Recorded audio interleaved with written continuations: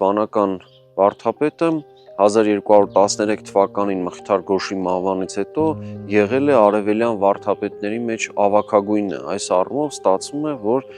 Կիրակոս Գանձակեցին սկզբնական կրթությունը ստացել է նախ Մխիթար Գոշի, այսինքն Եռամեծ վարդապետի ժամանակաշրջանի թիվ 1 վարդապետի հիմնած վարդապետարանում դպրոցում, այնուհետև շարունակել է կրթությունը նրան հաջորդող